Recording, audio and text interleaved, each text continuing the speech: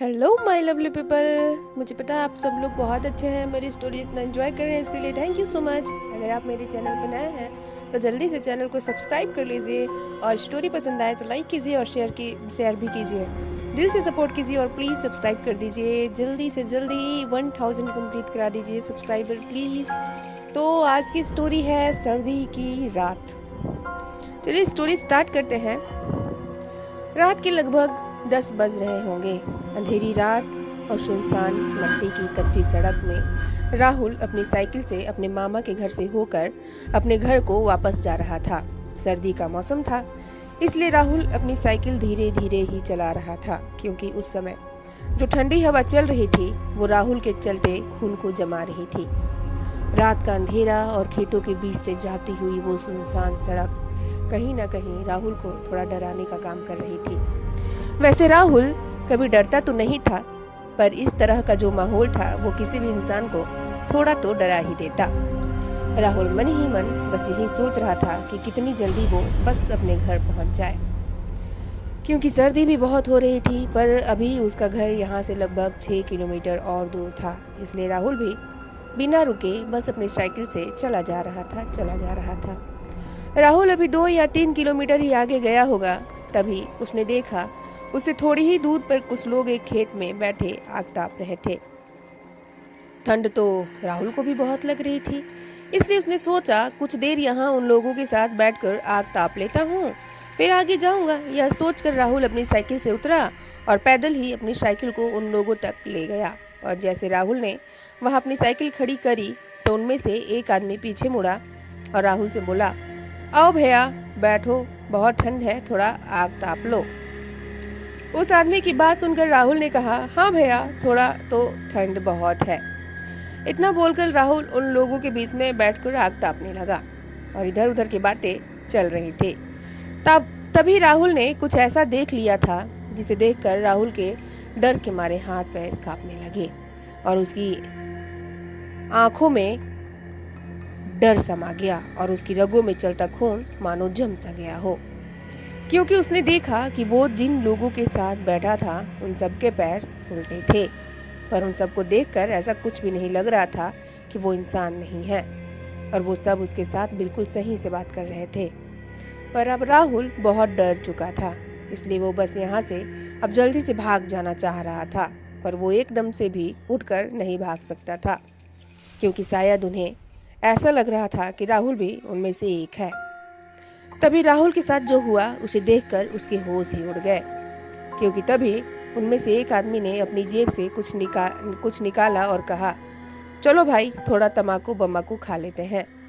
इतना बोलकर वो आदमी सबके हाथों में कुछ देने लगा, और जब उसने वो चीज़ राहुल के हाथों में दी तो इस बार राहुल की आंखें फटी की फटी ही रह गईं, क्योंकि उसने देखा वो कोई तम्बाकू नहीं बल्कि इंसानों की आंखें थीं, और वो सब उन आंखों को तंबाकू की तरह खा रहे थे। राहुल ने तो उस समय उनमें से वो आंखें ले ली, और जैसे वो लोग उन आंखों को खा रहे थे वैसे ही राहुल ने भी उन आंखों को खाने का नाटक करने लगा और उन आंखों को उन लोगों से छुपाकर फेंक देता है। पर राहुल मन ही मन बस यही सोच रहा था कि कहाँ फंस गया मैं, अब कैसे जाऊँ यहाँ से। यही सब सोच रहा था वो, और उन लोगों से बातें भी करे जा रहा था। तभी एक बार फिर उन लोगों में से एक आदमी ने अपने कपड़े में से कुछ निकाला जो उसने अपने कपड़े में बांध कर रखा हुआ था। इस बार भी उसने वो चीज़ निकाली और कहा, चलो भैया, थोड़े चने खा लो। इतना बोलकर वो आदमी फिर सबको बारी बारी वो चीज़ देने लगा जिसे वो चना बोल रहा था। और जब राहुल की बारी आई तो राहुल ने देखा वो चीज़ कोई चना नहीं बल्कि इंसानों की उंगलियां थीं, जो छोटे छोटे हिस्सों में कटी हुई थीं। राहुल ने इस बार भी उस आदमी से वो कटी हुई उंगलियां ले ली, फिर उनको खाने का नाटक करने लगा। पर वो यहाँ से भाग जाने के बारे में भी बार बार सोच रहा था, और जब वह यह सोच रहा था कि कहीं इन लोगों को पता चल गया कि वो इनमें से नहीं बल्कि एक इंसान है तो यह लोग उसके साथ क्या करेंगे। यही सब सोचते हुए राहुल वहाँ बैठे बैठे डरे जा रहा था। पर उसने सोच लिया था कि वह चाहे जो भी हो, मर ही क्यों न जाए, पर अब यहाँ और नहीं बैठेगा। इसलिए राहुल वहाँ से उठा, बोला, भाइयों, मैं अभी थोड़ी देर में आया। इतना बोलकर राहुल ने अपनी साइकिल निकाली और वहाँ से जाने लगा। पर शायद उन लोगों को उस समय पता चल गया था कि राहुल एक इंसान है। तभी उनमें से एक आदमी राहुल के आगे आकर खड़ा हो गया, पर इस बार वो देखने में बड़ा भयानक सा हो गया था। अब वो आदमी ही नहीं बल्कि वहाँ बैठे सभी लोग बड़े भयानक से हो गए थे। अब उन सब के चेहरों से खून निकल रहा था और वो सब राहुल की ओर चले आ रहे थे। वो राहुल के जितने पास आ रहे थे, राहुल की दिल की धड़कन उतनी ही तेजी से बढ़ती जा रही थी। राहुल वहाँ से भाग भी नहीं सकता था क्योंकि उन सब ने राहुल को चारों ओर से घेर लिया था। तभी उनमें से एक आदमी राहुल के एकदम पास आ गया। यह वही आदमी था जो थोड़ी देर पहले सबको कुछ न कुछ खाने को दे रहा था। वो आदमी राहुल के पास गया। वो राहुल के गले को जैसे ही उसने पकड़ा, वो सब तुरंत पता नहीं कहाँ गायब हो गए और वो आदमी भी पता नहीं कहाँ गायब हो गया जो राहुल का गला पकड़ने जा रहा था। वो सब जैसे ही गायब हुए, राहुल वहाँ से तुरंत भागकर अपने घर चला गया। और जब उसने अगले दिन सारी बात अपने घर में सबको बताया तो उसके पिता ने उसको बताया कि तुम्हें वहाँ बैठे बैठे ही सुबह के 4 बज गए थे और सुबह के 4 बजे के बाद भूतों का समय खत्म हो जाता है, इसलिए तुम उस दिन बच पाए थे।